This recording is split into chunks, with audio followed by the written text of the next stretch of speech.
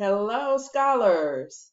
You probably remember that in class today, I was telling you that I was going to send you another video in an email. I'm doing that video right now just for you. And what I have done is I've prepared something called a think aloud, read aloud for context clues. And I know that sometimes if you're in certain books, you can't write in them.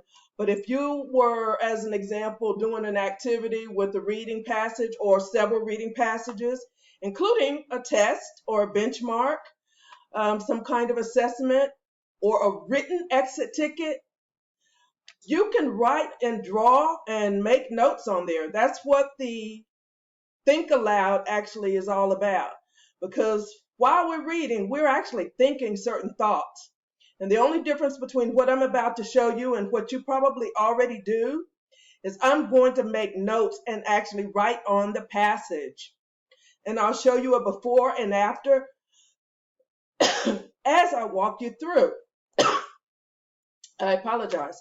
So, what I am doing is once again context clues, and we have already talked about ideas, IDEAS. Sometimes writers use something related to inferencing to help you figure out the meaning of an unfamiliar word. Sometimes they use D, definition. They actually give you the definition of the unfamiliar word. Sometimes they give you an example. That's the E in ideas. Sometimes it is an antonym. That's the A in ideas. And sometimes it is a synonym, which is the S in ideas. And sometimes they do more than one, or they come close to maybe one of these IDEAS clues. So I'm dealing with an excerpt, guys, from your story, The Wizard of Oz, and some of you that prefer The Wiz. I've been letting you see excerpts, and we've been reading excerpts from both. And I've often played Lena Horne as the good witch singing Believe in Yourself to you, and told you that that's my message for how I feel towards you, that I believe in you and I want you to believe in yourself. So anyway, I'm going to read the excerpt. And although I'm not going to do it on the recording, I recommend you read 3 times, especially if you have several passages or several reading paragraphs to go through and answer different questions about them, because this will help you keep in your head the latest passage. And once again, it's just a way to help yourself. And that's all I've been doing, is trying to teach you how to help yourself, because teacher's not always going to be with you. Anyway, so I'm going to read this once. You would read 3 times. All right, and this is actually from the story where Dorothy has landed in the land of the Munchkins, and her house is on has landed on one of the wicked witches, and she's having a hard time adjusting to this new place. All right, so she's talking to the Witch of the North, and here's how this goes. The Witch of the North said, "I don't know where Kansas is, for I have never heard of that country. But tell me, is it a civilized country?" "Oh, yes," replied Dorothy. The Witch of the North said, "Then that accounts for it. The civilized countries, there are no witches, wizards, or sorceresses. But you see, the land of Oz has never been civilized, for we are cut off from the rest of the world." So, as I read this passage, several things help me. First of all, I see a picture of Dorothy and the Good Witch. So I would actually put a note up at the top. I would write it in and say, this is Dorothy, this is the witch. And then I'd make another note that says, Dorothy and the witch are talking. The Good Witch are talking. And I would do that to just help me, once again, get a little idea of the pictures. So it's Dorothy and the Good Witch. Even though there's munchkins all around and all other kinds of citizens of the munchkin land, it's only them two in this whole excerpt. It's Dorothy talking and the good witch talking. The good witch is also referred to as the witch of the north. Okay, so I would definitely have labeled those two people. Then I would put a note that they are the ones that are talking. Next, what I would do is I would find out what is the unfamiliar word. And I've already made it bold and italics for you guys. It's civilized. Even if you know the meaning of this word, pretend that you don't, and let's look for the clues to help us. Remember our three houses analogy? We look in the sentence where the word appears, the sentence before it, and the sentence after. The good thing about this particular passage is that the word shows up 3 times. And so, what I would do as I'm looking for clues to help me figure out civilized, I would underline Kansas. That's in the first sentence. This is the witch talking. Or I would circle it. That is a place that's being referenced. And the good witch says she's never heard of that country. So she thinks Kansas is a country when in fact it's a state. But that just shows that she doesn't know much about it. And that's why she says, but tell me, is it a civilized country? So I would definitely circle civilized everywhere that it shows up. Then and look in the next paragraph after the word is used. And it's only a 1-sentence paragraph. Oh, yes, replied Dorothy. I don't see any clues except she's saying, yes, it is civilized in Kansas. But once again, still not knowing what civilized means, I will go on to the next paragraph.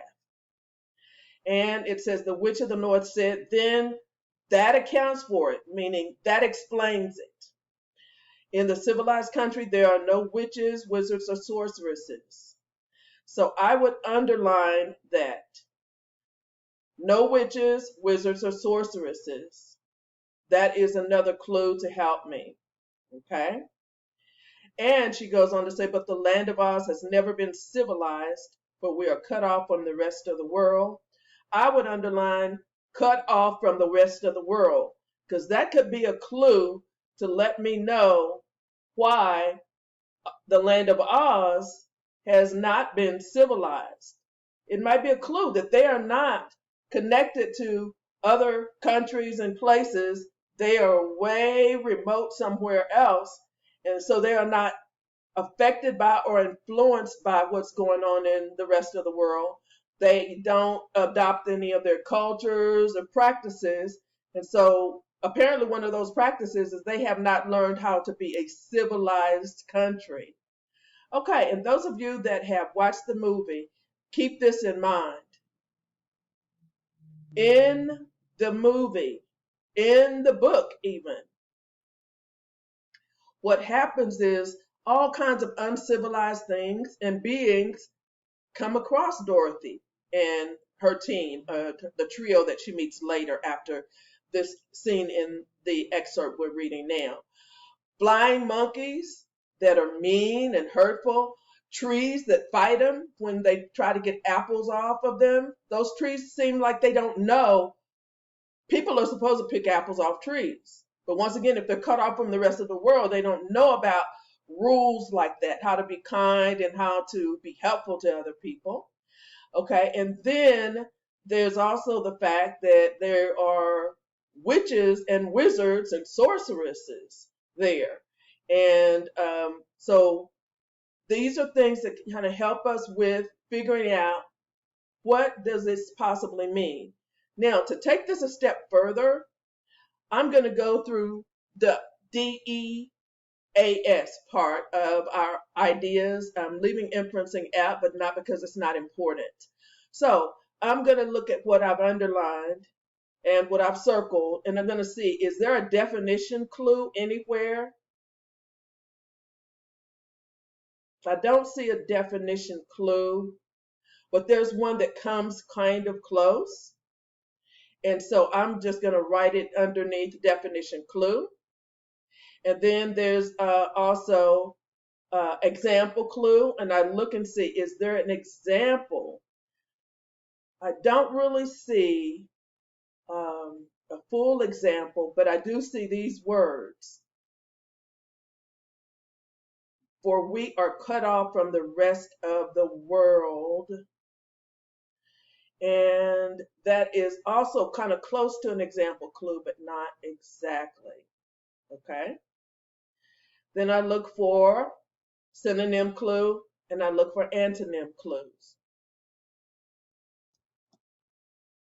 As I look through, I'm noticing for we are cut off from the rest of the world is sort of like an antonym or opposite clue for civilized. So I would actually just write it down under antonym clue. I would also, guys, underline where I've underlined there are no witches, wizards, or sorceresses. And I would put that under antonym as well, because that is using the word no. There are none in civilized places. None of those three things, witches, wizards, sorceresses. So I would also put that under antonym clues. Okay? I would label my unfamiliar word by writing out to the side unfamiliar word or unknown word. I would also label all of the clues that I have underlined. So when I finish, my paper or the page of the passage that I'm working on is going to look like this. Once again, as you can see, I've labeled Dorothy. I've labeled where the good witch is. I've written a note that Dorothy and the good witch are talking right here. I've even labeled the magnifying glass, but that's just reminding me that I'm looking for clues here. I have also, as I stated, circled and labeled the unfamiliar word or unknown word. And then where I found the clues, I said Kansas was a clue.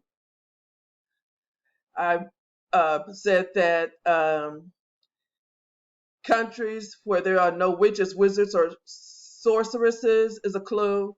And I've underlined and labeled for we are cut off from the rest of the world as a clue. So when I go over to the IDEA, once again, I put none under definition, but there's something that's close, which is a place where there are no witches, etc. That's almost defining civilized in a way, but not perfectly or nor exactly. And then no synonym is used there, meaning a word that has the same or similar meaning. We've talked about that. But the antonyms, yes. Something that is the opposite of civilized shows up twice. No witches, wizards, or sorceresses, and the land of Oz has never been civilized. So with those clues, I'm going to say civilized is, or a civilized place is a place where they have rules, where they have certain practices, and they have gotten rid of or they do not have certain kinds of beings like witches, wizards, or sorceresses. Because we don't want to walk around and have people that can cast a spell on us or do some heebie-jeebie or something weird like that in a civilized place. You live in a civilized place where there's certain ways that we behave.